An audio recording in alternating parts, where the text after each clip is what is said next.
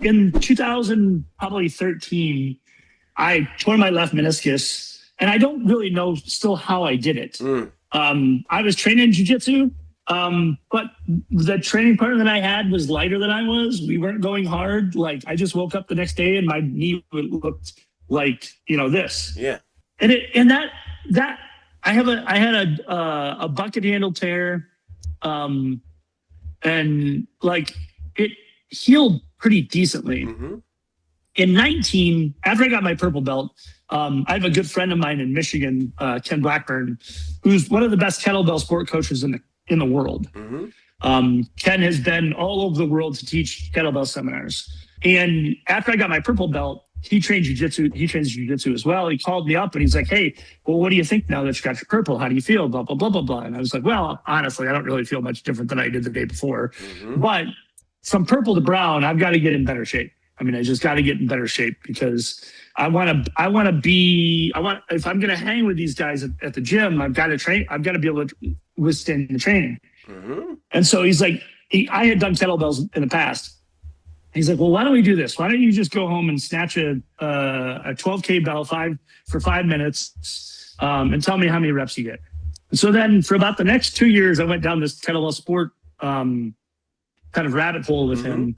And it was great, but I learned that you can't try to be good at two things at one time that are physically demanding.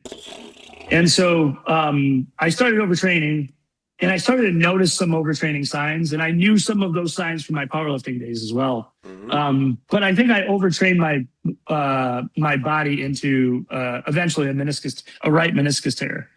And that one was so bad that by the time that happened in 19, in the summer of 21, my shin would float around when I was doing jiu-jitsu. Yeah, brother. Right? So when I was trying to do like a hook sweep or a butterfly sweep, I couldn't load my right leg. And that's the little side that I swept to most of the time because the top of my shin, as it hits my knee, would move. It would just float around. It was gross. It felt terrible. Painful? Was it painful or just gross?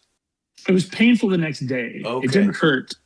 Yeah, it didn't hurt. I would have swelling. And also, like, I'd been doing body work and rehab stuff for a long time. I knew that was not supposed to happen. Oh, for sure. I'm asking for myself. Honestly, I got a bad right knee. Anyway, we'll talk about it later. Yeah. So, but like a dumb athlete, I was still training, right? Or a focused martial artist, depending on how you want to look at it, right? Yeah, I'll say dumb athlete because that's what I was. Yes, sir. Because I knew better. I knew better, right? Word. I knew better. But I wasn't going to stop training because I love training. So through one of the baseball pitchers that I worked with, he had turned me on to this knees over toes guy. And I had seen some of his stuff floating around on Instagram during COVID. And I'm like, dude, I am staying away from that clickbait bullshit. I've seen enough of it. I don't want to hear anything about it. But I was like, it was either try some of that guy's stuff or go under the knife. I mean, those were my two options. Because I'd already been to my primary care and we'd done an MRI, and he's like, "Look, you got a moderate bucket handle tear. We could do some physical therapy." I knew I didn't necessarily want to do physical therapy because people don't understand, I'm going to go do jiu-jitsu. Well, no, you're not supposed to do that. I'm still going to go do it. Right. I need a physical therapist that understands how it's going to play out. Right. And that's also why people have come to see me for 25 years in my practice. I would imagine. Is because I understand you're going to go do the thing. Right. And so my job is to put you back together again while you're still going to do the thing. Right. So I started this knees over toes guy thing. I just started walking backwards on a turned off treadmill I worked my way up to 10 minutes. And I was amazed at how much more stable my knees started to get by this dumb thing. Right. And that was like in the early summer of 21. And by the fall, October of 22, right around this time, actually, I was like, I'm just going to go, I'm going to try out his program for 90 days and let's see what happens. And I was amazed at what happened in 90 days. For the last 4 years, it's been my primary source of the way that I take care of injuries with my body.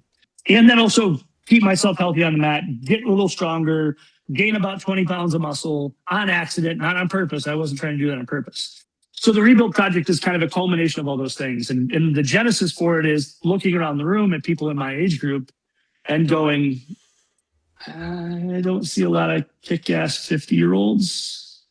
And if you're not going to be if you're not a kick-ass 50-year-old, it's going to be tough for you to be a kick-ass 70-year-old. Wow. Right? Keep it real, Shawn. Seriously, though. Yeah, no, I mean, look at yeah. Look at the people again. Drew Dan was impressive at 50. Yeah. Right? Mm-hmm. And he kept going through a lot of injuries, by the way, like a lot of injuries. Yes. If you talk to Drew Dan at all about it, if you listen to a story at all, a lot of injuries. Steve Dave took his Muay Thai apprentice test under Ajahn Chai at 49. Oh. He was the oldest person at the time to do so. So he was definitely a kick-ass 49-year-old. Yes, sir. Right? Yep. And, Coach Greg is Coach Greg, So, but I look around the room and I go, and in business, because I'm in I'm part of like a lot of business networking groups, and I look around the room and I go, gosh, man, what's happening? But what I realize is that it's not that people don't want to do it. They don't have someone that can handle the things that they have going on. So typically an injury coming in, and they start to try and get back on the road to feeling better and getting healthier. And then all of a sudden the injury creeps up again and it sets them back. And then they're in this cycle. Also, they may not have someone that really understands. You go to a gym, you don't find many 40-year-old, 50-year-old trainers, right? They're all 25-year-old trainers. The way that your body responds to things at 25 or 30 is way different than at 45 or 50. And I'm not saying that they can't learn how to how to work with aging. For sure. That's not what I hear. What I hear is that you kind of been through it, and this is like a culmination of a life's work. Yep. Yeah. So what happens oftentimes is they go to the gym, they want to get healthy, they go hire a personal trainer, and they get blown up, right? They're sore all the time. The programming is unsustainable for them. And then so there's just this cycle of things, right? And so I understand it.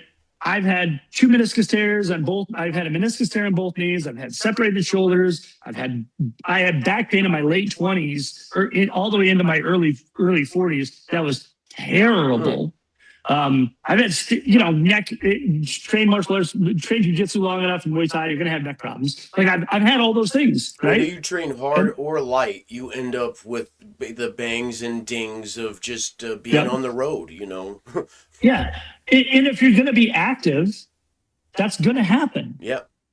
Because you're going to, as you start to feel better, you're going to test your mettle. And as you test your mettle, you're going to bump up against your body saying, hey, we're just not ready for that.